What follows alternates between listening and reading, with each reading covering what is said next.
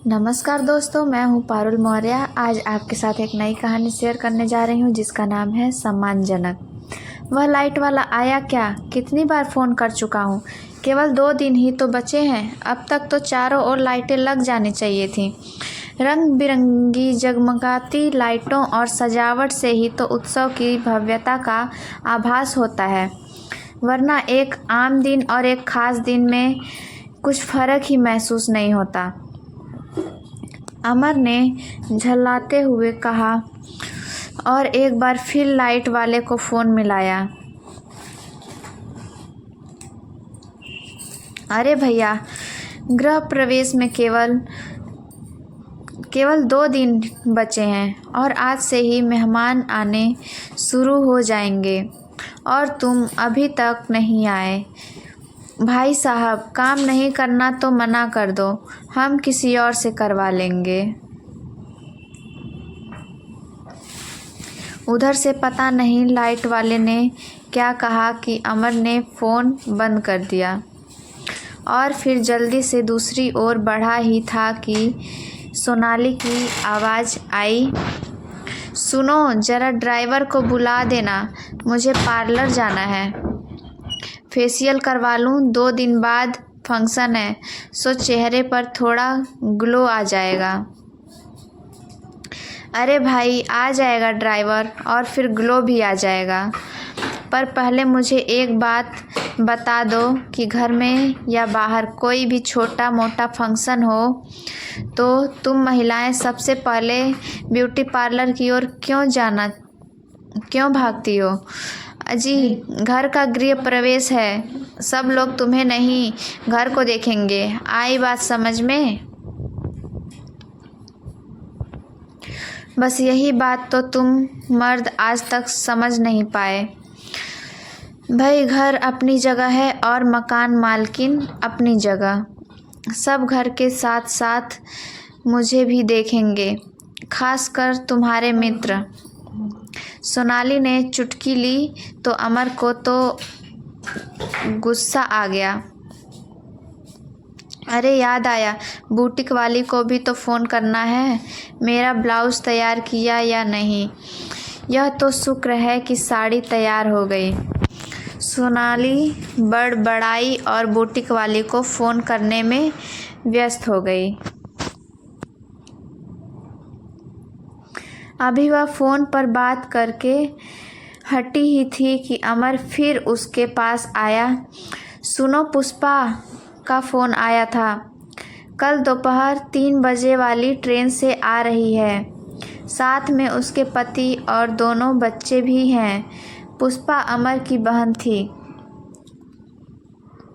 अच्छी बात है, मैंने वह बड़ा वाला कमरा साफ़ करवा दिया था। पुष्पा दीदी को वहीं कमरा दे देंगे, काफ़ी बड़ा है, चारों आराम से रह जाएंगे, सोनाली ने कहा। सोनाली की बात सुनकर अमर बोला, अभी तो एसी रूम ही खाली पड़े हैं, मेरे ख्याल से तो वही रूम देना ही ठीक रहेगा। अरे उन्हें कहाँ आदत है एसी में सोने की, और बहुत से रिश्तेदार आएंगे जो एसी के बिना नहीं सो सकते, उनके लिए रखो, सोनाली ने कहा। ठीक है, जैसा तुम अच्छा समझो, मैं फ़ोन करके पता कर लूँगा कि ट्रेन कितने बजे पहुँचेगी, फिर हम उसी मुताबिक उन्हें लाने के लिए गाड़ी भेज देंगे। फिर वही बात, अरे भाई, गाड़ी भेजने की कहाँ ज़रूरत है, किस किस को भेजोगे गाड़ी? उनके पति साथ हैं ना, ऑटो करके आ जाएंगे। हमें और 50 काम हैं, ऐसे फालतू कामों में मत पड़ो। मेहमान आ रहे हैं, उनका स्वागत करना है, यह फालतू की तीमारदारी मत करो। अरे यह ड्राइवर नहीं आया अभी तक, बेवजह देर हो रही है, पता नहीं पार्लर वाली फ्री होगी कि नहीं। फ़ोन करके पता करती हूँ और पहले से टाइम लेती हूँ। इस तरह अमर और सोनाली 2 दिनों बाद होने वाले अपने नवनिर्मित निवास के गृह प्रवेश के दौरान होने वाले कार्यक्रमों की तैयारी कर रहे थे और आने वाले मेहमानों के स्वागत करने की योजना बना रहे थे। अमर और सोनाली का एक ही बेटा था जो मुंबई में किसी प्रतियोगिता की तैयारी कर रहा था और इस आयोजन में शरीक नहीं हो पा रहा था। अमर ने बहुत सोच समझकर यह मकान बनवाया था। कई वर्षों तक तो उसका ख्याल था कि घर बनवाना ही नहीं चाहिए, क्योंकि जितना पैसा घर बनवाने में खर्च होता है उसी पूंजी के ब्याज में आराम से एक किराए के घर में रहकर घर खर्च भी निकाल जा सकता है और पूंजी सुरक्षित की सुरक्षित रहती है। या फिर आजकल तो पैसे को इन्वेस्ट करने के लिए म्यूचुअल फंड, बैंक या LIC जैसे प्लेटफॉर्म भी हैं। पर फिर बच्चों के विवाह, सामाजिक प्रतिष्ठा और सोनाली की जीत के आगे उसे बनवाना पड़ा था और उसने यह घर बनवाने का निर्णय लिया था। फिर भी उसका मानना यही था कि वह घर पर ज़रूरत से ज़्यादा खर्च नहीं करेगा। घर सुविधा संपन्न अवश्य होगा, पर सजावट और विलासिता के नाम पर पैसा खर्च करने में अमर का विश्वास नहीं था। वैसे भी एक मध्यवर्गीय परिवार के लिए ऐसा ही घर बनवा पाना संभव था। कुछ सामाजिक रीति रिवाजों को ध्यान में रखकर और कुछ सोनाली के शौक को देखकर उसने गृह प्रवेश के समय भोज की व्यवस्था की थी। सभी नज़दीकी रिश्तेदारों को न्योता दिया था।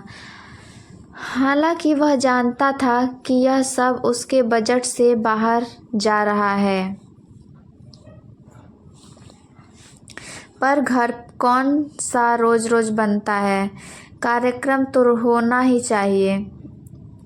घर बनाते समय इतने जीव जंतुओं की हत्या होती है तथा बहुत से पेड़ पौधों को भी काटा जाता है, इसलिए इन सब के दोष निवारण हेतु हवन, पूजा पाठ तथा इसी धरती पर बैठकर ब्रह्म भोज तो बहुत ज़रूरी है।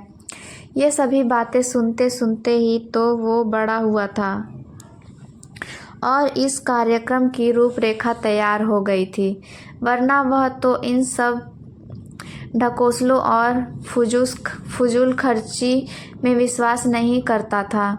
अमर वैसे भी पूजा पाठ और अंधविश्वास से दूर रहने वाला इंसान था, पर सोनाली के कहने पर उसे सब मानना पड़ा। भैया, पुष्पा ने आते ही अमर को गले से लगा लिया और अमर के भांजे भांजी पवन और पारुल ने शर्मा कर अपने मामा के पैर छुए। तब अमर ने कहा, चलिए जीजा जी, अंदर चलिए, थोड़ा जलपान कर लीजिए। आप सफ़र से आए हैं, थोड़ा आराम कीजिए, फिर मैं आपको तसल्ली से घर दिखाऊंगा।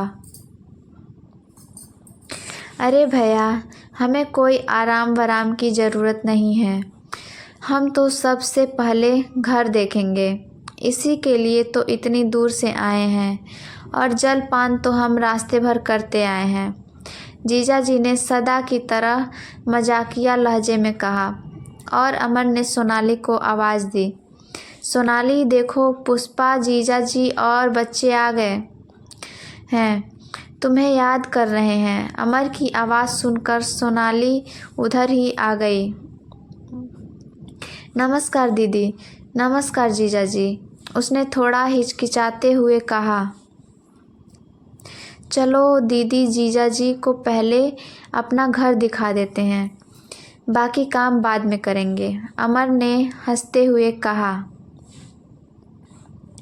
ठीक है, जैसी इनकी इच्छा। अमर और सोनाली दोनों आगे आगे और पीछे पीछे पुष्पा और जीजा जी व बच्चे चल पड़े।